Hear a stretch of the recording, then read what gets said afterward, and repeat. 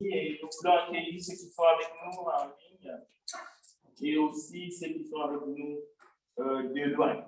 Vraiment, dans les maisons plus proches, mais ceux qui sont plus loin, dans d'autres villes, à tous, compris à nous qui sommes dans la salle, et la grâce et la paix de notre Seigneur Jésus-Christ soient avec nous, nous tous. Et nous prions pour que, grâce à l'Esprit Saint, nous soyons tous concentrés pour l'étude de ce matin. Alors, très rapidement, en fait, ce que nous allons voir, c'est quelle est notre motivation première comme chrétien. Chrétien, ok? C'est quoi vraiment notre motivation première? Pourquoi devenir chrétien? Ou dès la prise de conscience que je suis né d'en haut, je suis né de nouveau, j'ai reçu le don du Saint-Esprit, c'est quoi notre première motivation? Ça peut être plusieurs. Aller au ciel, ça veut dire mourir sur la terre. Mais ça peut être d'autres.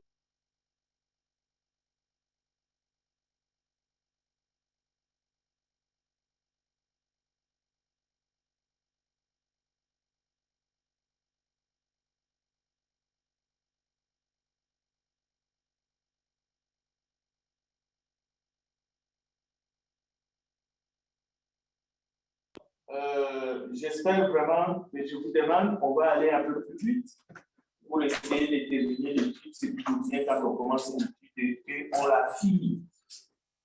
Alors, rappel, Luc chapitre 18, nous n'allons pas trop nous attarder, le texte est affiché, et ceux qui sont plus rapides ont déjà lu le texte, mais pour ceux qui sont avec nous, y compris ceux qui sont dans les maisons, on va essayer de faire une lecture, suivez dans votre Bible. Un chef interrogea Jésus et dit, bon maître,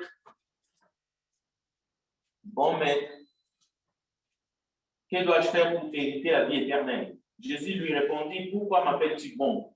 Il n'y a de bon que Dieu seul. Tu connais les commandements, tu ne commettras point d'adultère, tu ne tueras point, tu ne déroberas point, tu ne diras point de faux témoignages, honore ton père et ta mère. J'ai, dit-il, observé toutes ces choses de ma jeunesse. Jésus ayant entendu cela lui dit, il te manque encore une chose, va vendre tout ce que tu as, distribue-le aux pauvres, et tu auras un trésor dans les cieux, puis viens et suis-moi.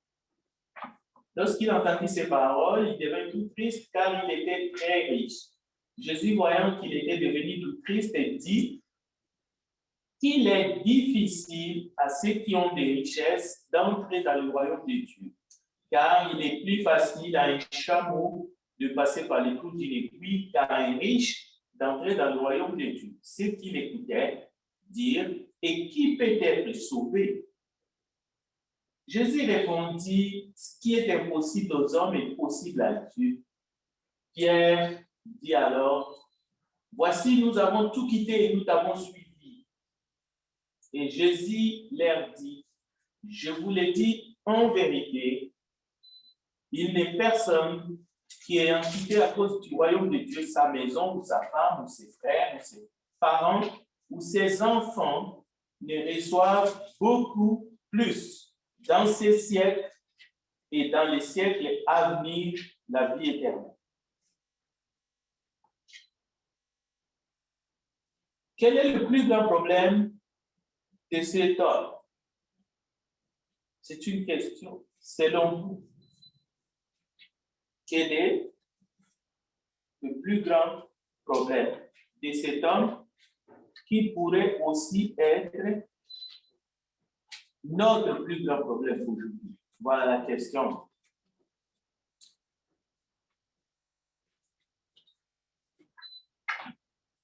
Vous pouvez prendre la parole et répondre si vous avez une idée.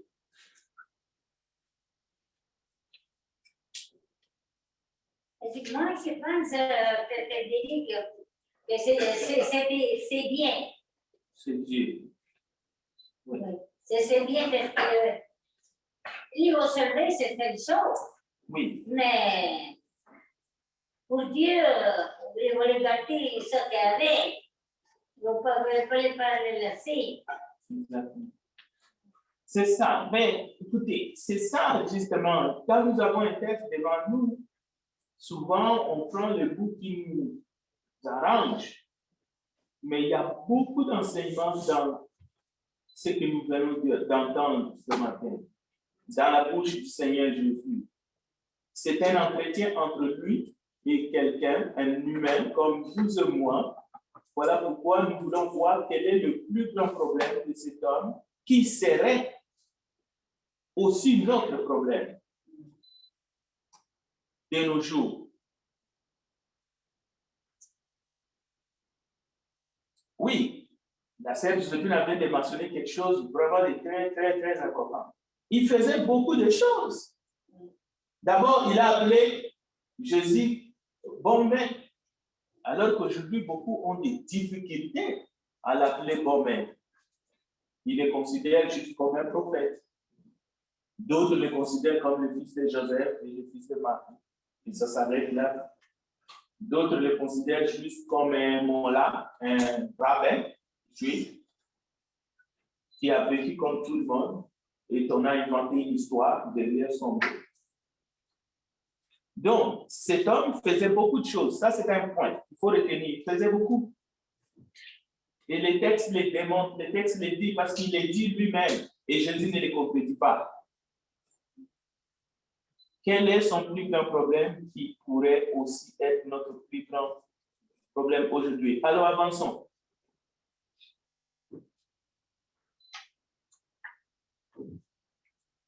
Il croyait tellement qu'avec ses propres œuvres, avec ce qu'il faisait déjà, il méritait le salut. Il méritait l'entrée dans le royaume du ciel.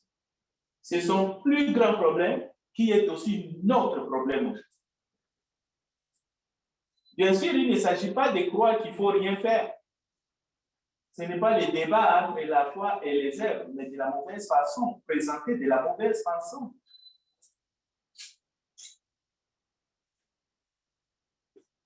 Lorsque quelqu'un tente de s'auto-justifier par rapport au salut, lorsque quelqu'un commence à croire qu'à partir de ce que lui qu'il fait, il mérite l'entrée au ciel ou le salut de son âme, très vite, il va se rendre compte que quelque chose lui manquait ou qu'il n'a pas satisfait les exigences pour qu'il puisse avoir accès au ciel. Très vite. C'était comme ça par rapport à la loi que Dieu a donnée à Moïse pour le peuple israélite. C'était comme ça. Dès que quelqu'un commençait à penser qu'il est en train d'observer toute la loi, il se rendait compte tout de suite qu'il avait brisé au moins une. Et lorsque tu brisais une, tu brisais tout. C'était son plus grand problème. Alors, interrogeons-nous ce matin avec humilité, que chacun parle, s'examine. Crois-tu être assez juste pour être sauvé sur la base de tes œuvres propres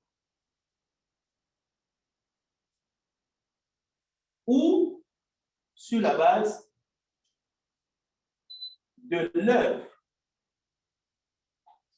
de Christ qu'il a accompli à la croix? Et on peut aller voir dans Romains chapitre 6, verset 14. Penses-tu comme cet homme que tu seras justifié par tes accomplissements ou penses-tu être sauvé par la grâce divine, mais par le moyen de la foi?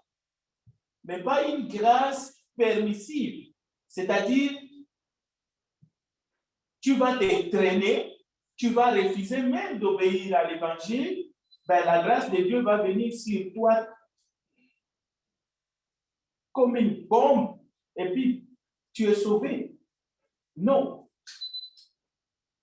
Alors, nous allons voir plusieurs exemples comme ça parce qu'il y a une prédication, il y a une mauvaise foi. Il est clair que la foi sans les œuvres est morte, mais par rapport au salut, si tu penses que tes œuvres peuvent faire que tu mérites le salut, ben, tu te trompes. Tu tombes là où, justement, les Juifs sont tombés. Parce qu'eux, ils avaient dans leur pensée l'enseignement de la propre justice. Ils ne connaissaient pas la justice de Dieu. Ils avaient tout, mais ils croyaient plus à leurs accomplissements pour entrer dans le royaume des cieux, pour mériter au fait le salut, et ils avaient tout faux. C'est pour cela, Paul, en leurs écrivant, nous avons vu ça dernièrement, il a dit, ils ont du zèle, mais sans connaissance. Parce qu'ils ne connaissaient pas la justice qui venait de Dieu, c'est-à-dire que c'est Dieu qui nous rendait justes. Eux, ils pensaient qu'en accomplissant la loi que Moïse leur avait donnée, ils méritaient le ciel. C'est pour cela qu'entre eux, il y avait comme des grades. Ils se voyaient les uns supérieurs aux autres, ainsi de suite. Alors, deuxième texte. Matthieu chapitre 20, verset 1 à 16. Nous allons lire encore comme on a fait tout à l'heure, tous ensemble. Nous allons nous concentrer dans les Écritures un petit moment dans la lecture. Écoutez bien. Car le royaume des cieux, ça s'affiche, est semblable à un maître de maison qui sortit dès le matin afin de louer des ouvriers pour sa ville. Il convint avec eux d'un denier par jour et les employa à sa ville.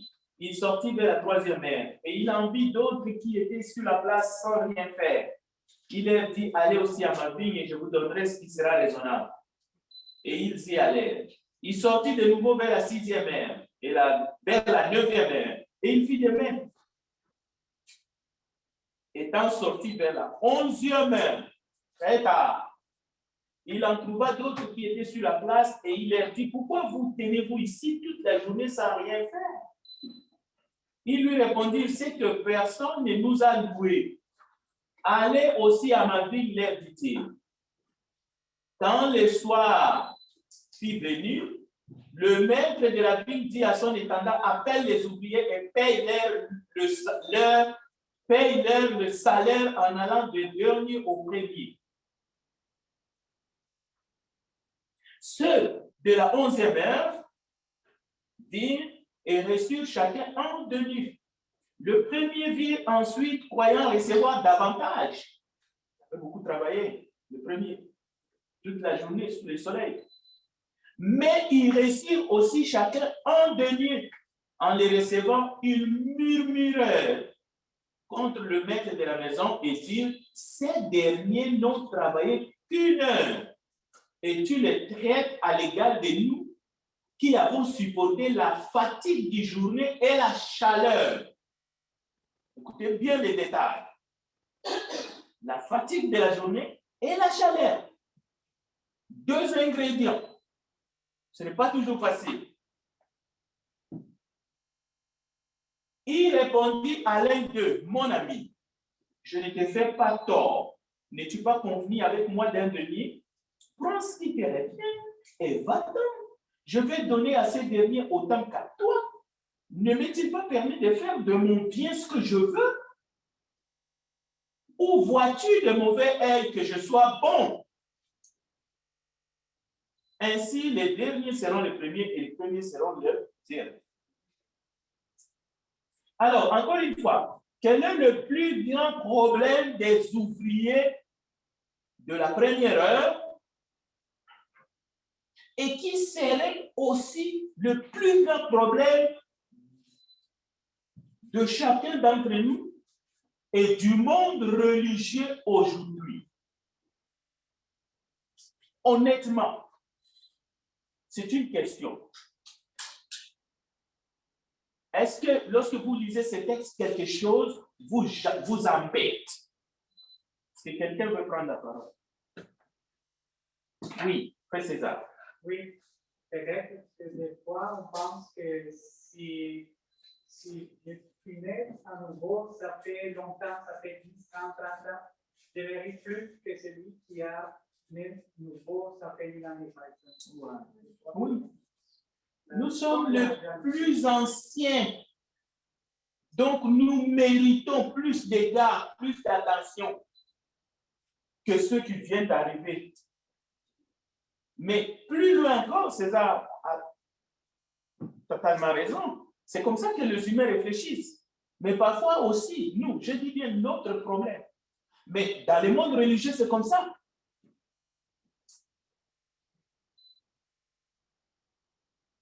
Il y a des endroits qui sont réservés. Réservés à qui? Au comité de soutien. C'est-à-dire ceux qui font plus, ceux qui soutiennent plus. C'est-à-dire les honneurs ne sont pas pour tout le monde. Mais ici, l'idée c'est que très souvent, en fait, le plus grand problème des ouvriers embauchés justement à la première heure, c'était que nous avons travaillé plus que les autres. C'est-à-dire que nous sommes meilleurs. On se croit meilleurs que les autres parce que nous avons travaillé plus. On ne voit plus. En fait, cette conception, le problème avec ça, c'est que les textes nous le disent, on ne voit plus la bonté du maître. C'est pour cela que le maître a dit, mais qu'a-t-il? Comment vois-tu de mauvais être que je sois bon? C'est-à-dire pour le maître, c'est juste de la bonté. Oui, vous avez travaillé, mais ne vous croyez pas meilleur que les autres.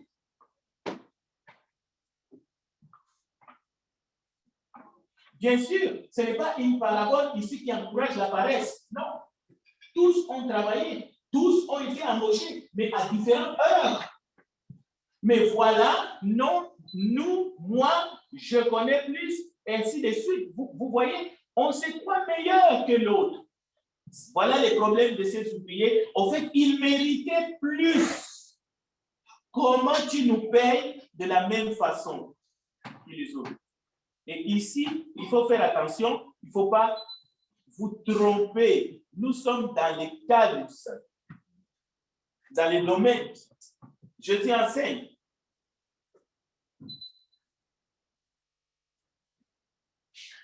L'Éternel veut simplement faire du bien à tous. Et l'Éternel dit, les premiers seront les derniers, pas par caprice, mais parce qu'il est bon. Il est bon pour tous. Cela veut dire notre salut est la conséquence, la résultante de sa pure bonté, de sa générosité. Il donne à celui qui ne le mérite pas. Cela veut dire ne soyez pas jaloux du salut ou de la bonté de l'Éternel envers les autres.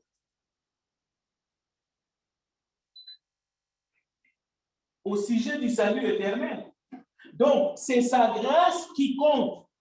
Il veut faire grâce à tous, à tous les hommes, à toutes les femmes. C'est sa bonté qui compte. Cela ne dépend pas de nous. Sommes-nous blessés parfois par notre propre orgueil en se comparant avec les autres face à la bonté divine envers le pécheur? Avons-nous un œil mauvais? Le texte le dit. Avons-nous un œil mauvais au point d'ignorer le salut des autres?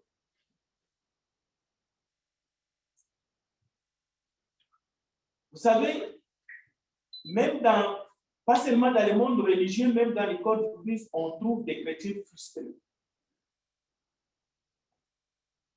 Comment on le sait? lorsqu'on cherche des solutions en dehors de la parole de Dieu, on devient frustré.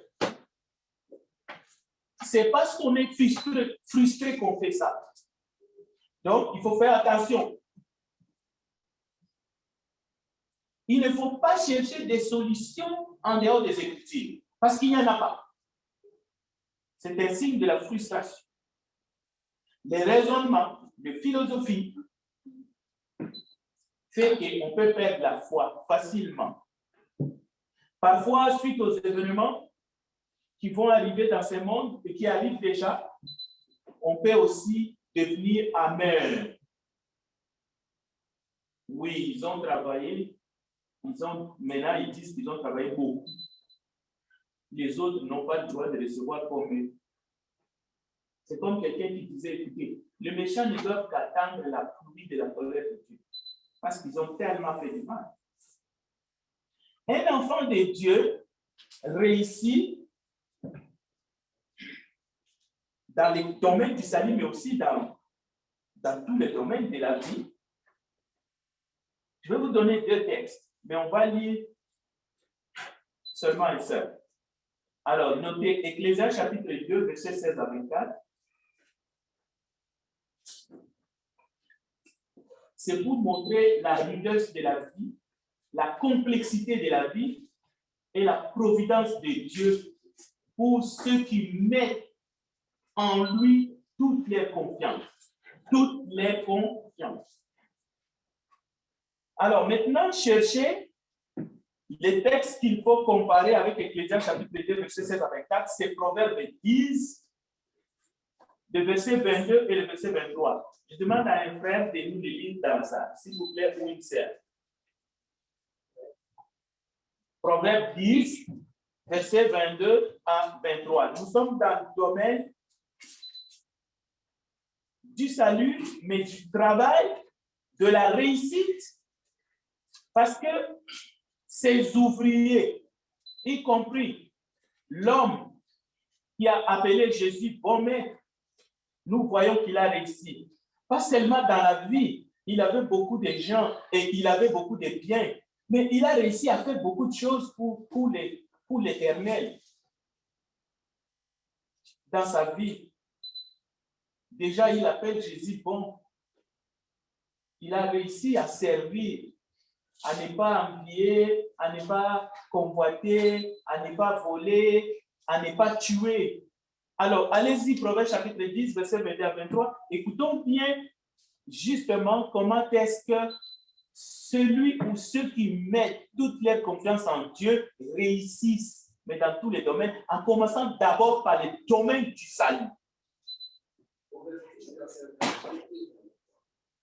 C'est la bénédiction de l'Éternel qui enrichit. Il ne m'a fait suite au très chagrin. Pour être écrit par les Dieu à l'essentiel. La sagesse appartient à Dieu. Alors, réfléchissons. Beaucoup ont oublié que c'est la bénédiction de l'Éternel qui enrichit.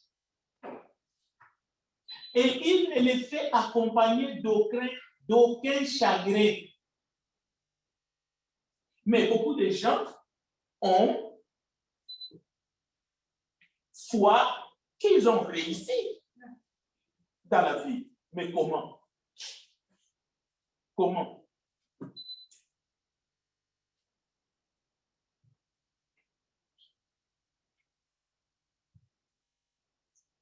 Les ouvriers de la première heure,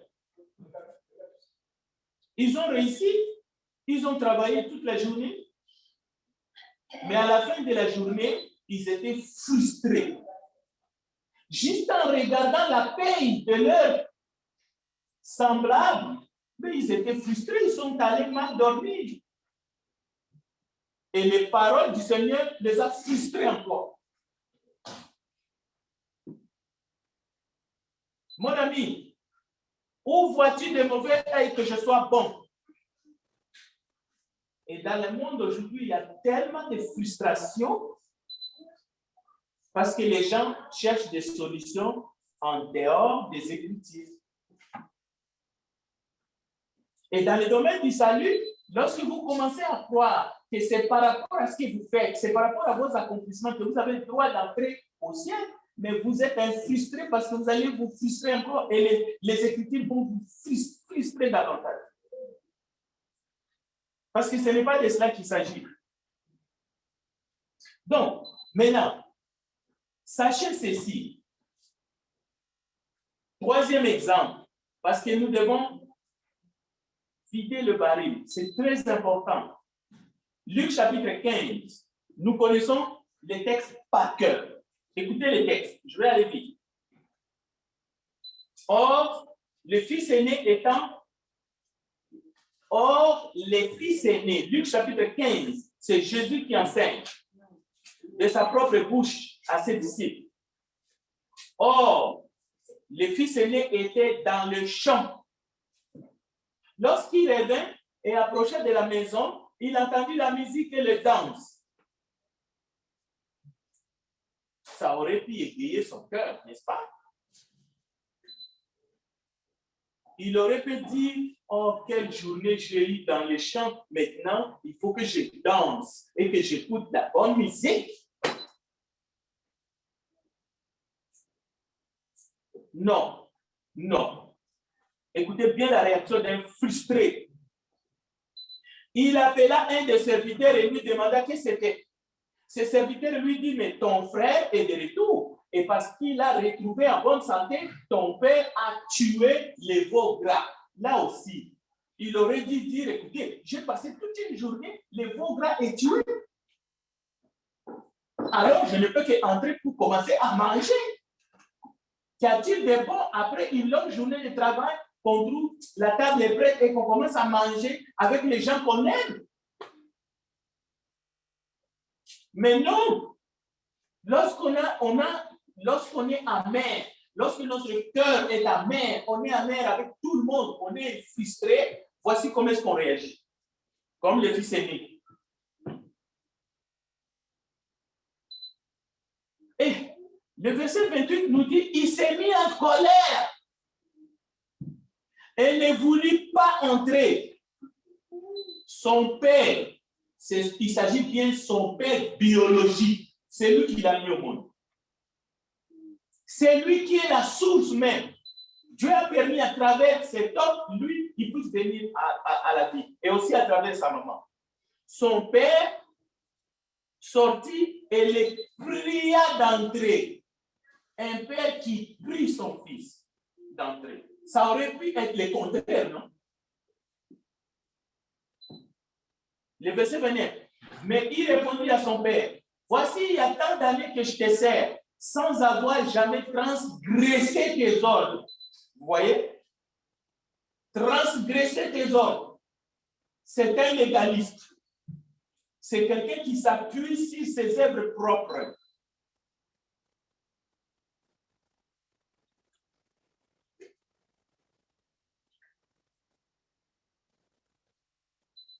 Et jamais tu ne m'as donné un chevreau pour que je me réjouisse avec mes amis. Et quand ton fils est arrivé, ce n'est pas son frère, c'est le fils à son père.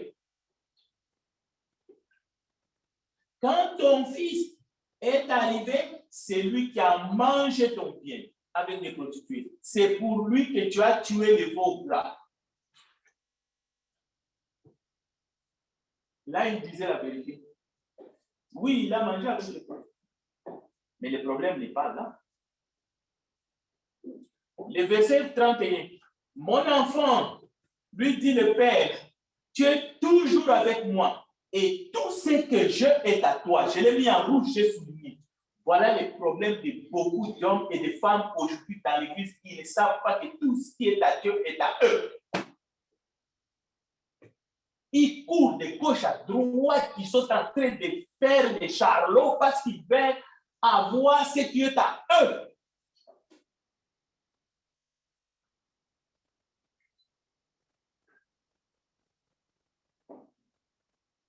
Donc, mon enfant, dit le Père, tu es avec moi et tout ce que j'ai est à toi. Mais il fallait bien s'égayer et se réjouir parce que ton frère que voici était mort et qu'il est revenu à la vie parce qu'il était perdu et qu'il est revenu. Alors, je vous ai donné quelques explications. Pourquoi les fils aînés, malgré le son de la musique, le pas des danses, malgré l'abondance de la nourriture mise à disposition pour tous, le veau gras est tué? Mais c'est déjà apprêté. Lui, il était au champ, mais il y en a qui ont travaillé. Tout est bon parce que la musique est là, les danses sont là. Mais il se met en colère. Il se met en colère devant tous les serviteurs. Il manque du respect à son père et il se met en colère devant son père. Au fait, le fils aîné entre en rébellion. Il entre en rébellion contre son père. Son père lui donne un ordre. Entre, viens, on va danser, on va se réjouir, on va manger. Il dit non, je n'entre pas. Tu me dois pas seulement des explications, mais tu me dois ce qui est à moi. Tu ne m'as jamais fait ceci. Donc, il refuse d'entrer pour festoyer avec son frère qui était perdu. Ça, il ne comprend pas ça. Il ne comprend pas que son frère est perdu, son compatriote. Ses membres de famille sont perdus. Non, ça ne rentre pas dans sa tête.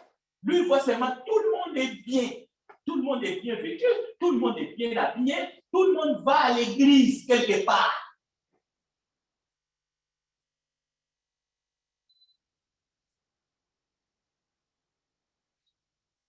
Il revendique même un traitement. Il revendique plus.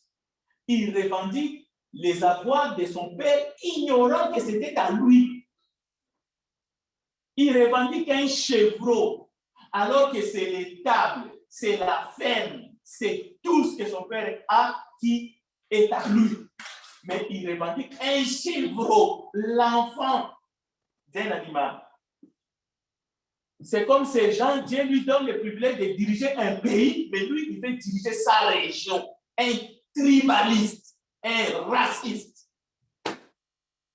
Dieu te lève, Dieu veut que tu puisses servir le monde. Mais non, toi, non, c'est pas ça. Ma région. Bon, écoutez, pourquoi sommes-nous comme ce fils aîné? Posons-nous la question. Parce que peut-être vous pensez, ça ne nous concerne pas. Jésus ne l'aurait pas raconté. Alors, c'est par rapport à ça, c'était l'enseignement. Non, nous sommes comme ce fils aîné. Qu'est-ce qui fait que nous organisons? Ici, j'ai pris deux exemples simples pour essayer de nous amener tous à la réflexion. Mais le corps du Christ, pas seulement les membres qui se réunissent au 2500 rue Charland. Qu'est-ce qui fait que nous organisons les fêtes pour commémorer les dates de l'indépendance, entre guillemets, parce que je ne crois pas que ce sont des indépendances. Pourquoi est-ce que nous organisons des fêtes pour commémorer nos anniversaires de naissance biologique? Il y en a même qui revendiquent, c'est ma date, c'est mon jour, c'est ma fête. Oui, on ne peut pas te le refuser, c'est ta fête. Nous sommes conscients. Ici, ce n'est pas la question. Et il faut même fêter. Si ça vous fait du bien, pourquoi pas? On est prêt à venir fêter même avec vous. Mais les revendiquer aux autres, revendiquer parce qu'on ne vous a pas souhaité le jour de votre naissance.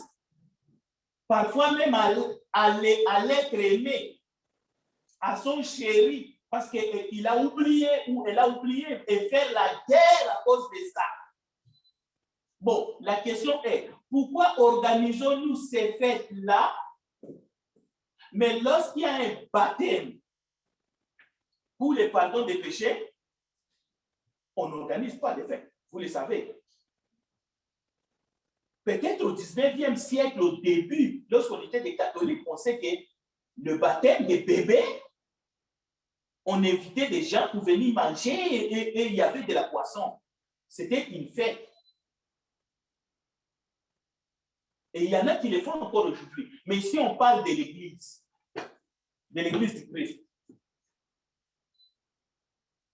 Nous avons des frères et des sœurs qui se sont éloignés de l'Église. Et vous savez, pas de la bonne façon, mais de la très mauvaise façon, comme l'enfant prodigue. Ils sont partis. Ils ont prononcé des paroles dures. Vous ne m'appelez pas. C'est moi qui vous appelle. Si j'ai besoin de vous, je vais vous chercher, mais ne me téléphonez pas. Maintenant, la question, la voici. Si demain ou après-demain, nous voyons que ces personnes reviennent, est-ce que allons-nous les accueillir avec une grande fête? C'est une réflexion. Ou avec des regards rectilignes, mais qui se croisent.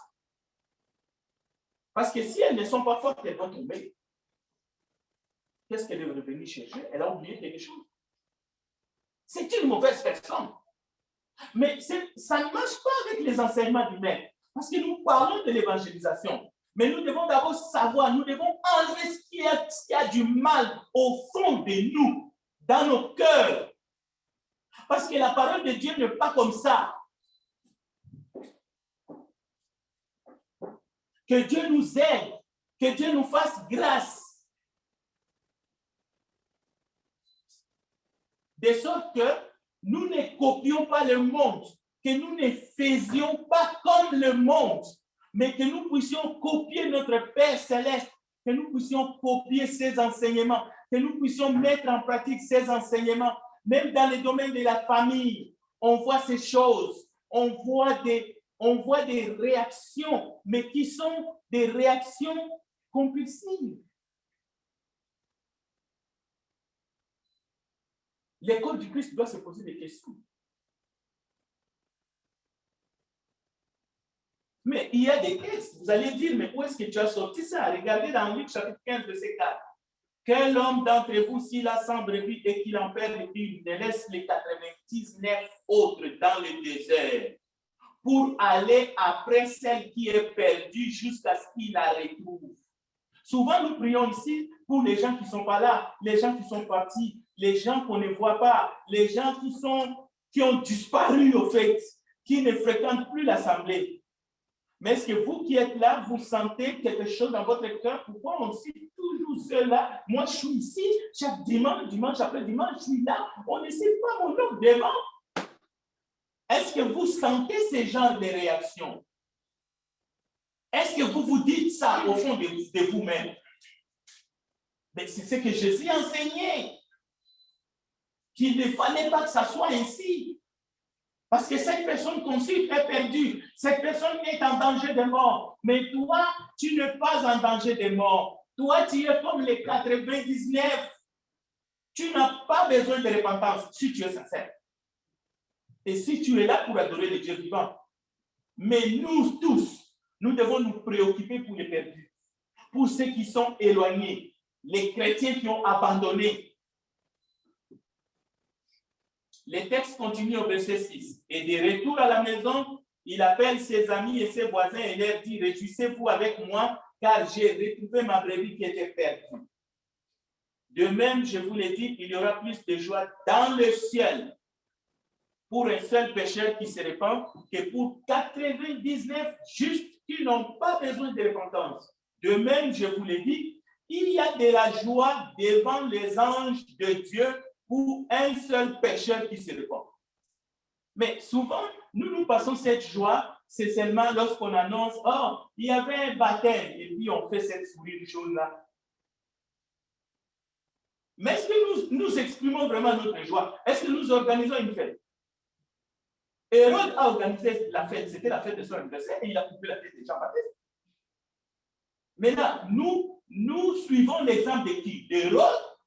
Ou c'est que Jésus a dit que lorsqu'il y a conversion, il y a de la joie dans les ciels, mais ce qu'il devrait avoir de la joie parmi nous. Nous devons exprimer cette joie par tout ce que nous avons, par des faits, pour que la personne qui est convertie, qui est née de nouveau, se sente véritablement accueillie dans une nouvelle famille.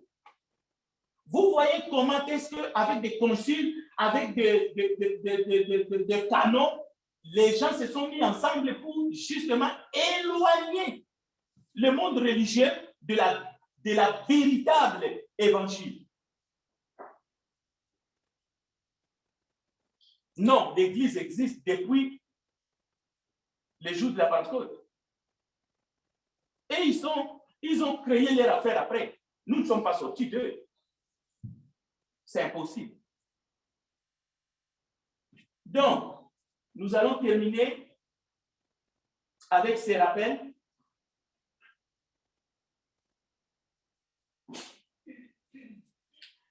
Le membre de l'Église du Christ doit prendre à cœur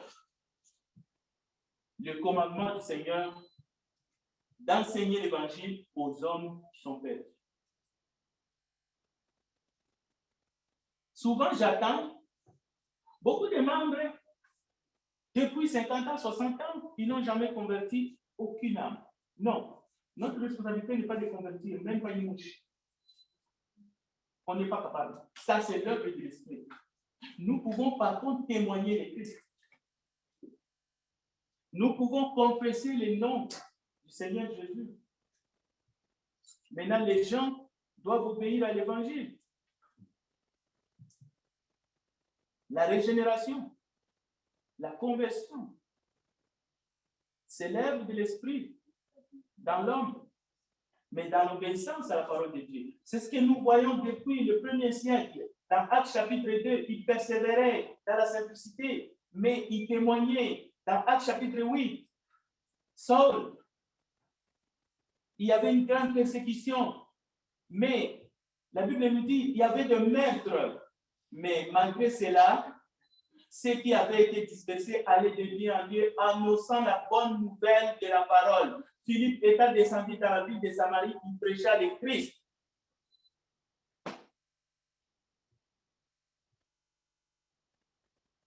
Parce que je vous ai donné le temps de parole, nous ne prendrons plus de questions. Vous aviez eu le temps de vous exprimer, en tout cas pour ceux qui ont profité de cette opportunité. On va juste répondre à la question centrale. Quelle est la motivation, notre motivation première? OK? Et on va terminer par une prière. J'aimerais vous demander si vous avez une arme chez vous. Une arme de guerre ou une arme de chasse. Mais ne levez pas la main, parce que si vous n'avez pas le permis, on va vous faire arrêter. Bon, maintenant, quelle est la raison première de cette détention d'armes de feu, armes de guerre?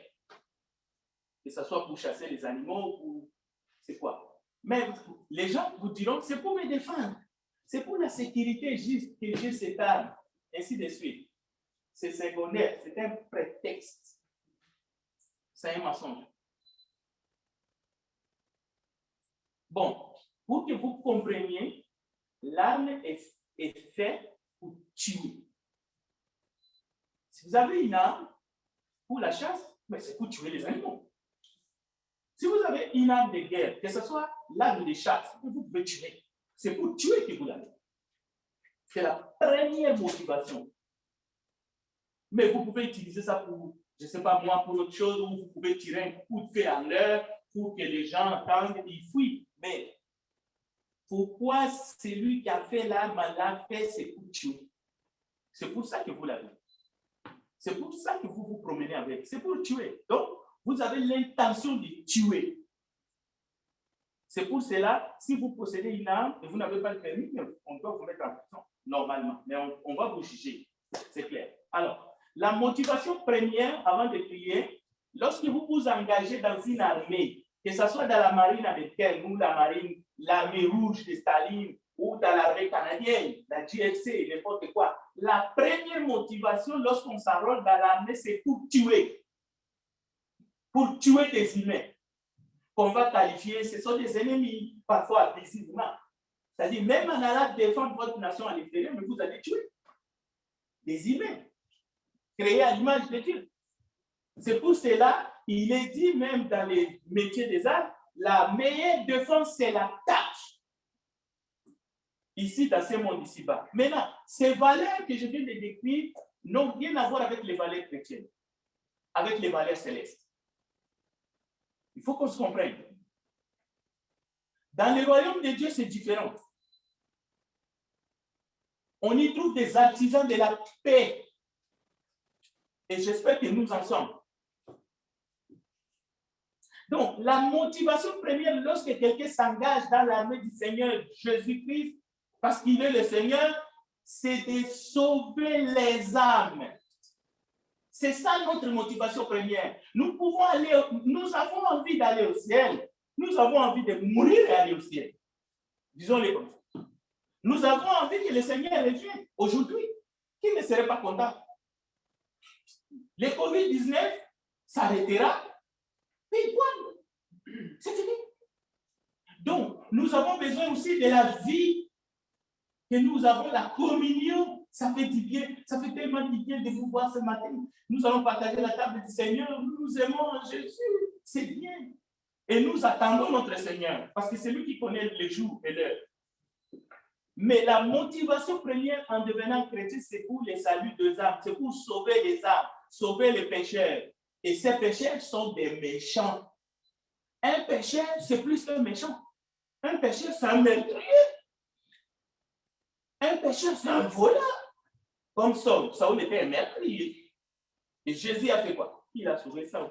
Donc, vous venez de voir la différence de la doctrine de Jésus-Christ, le prince de la paix, et la doctrine du monde. Et nous devons faire cette différence chaque fois.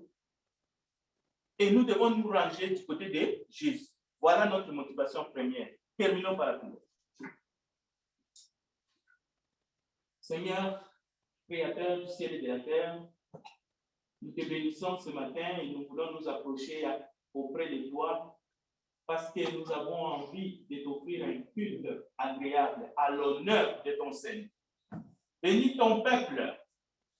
Bénis tous nos amis, tous nos invités ce matin, afin qu'ensemble nous puissions recevoir des bénédictions qui viennent de toi.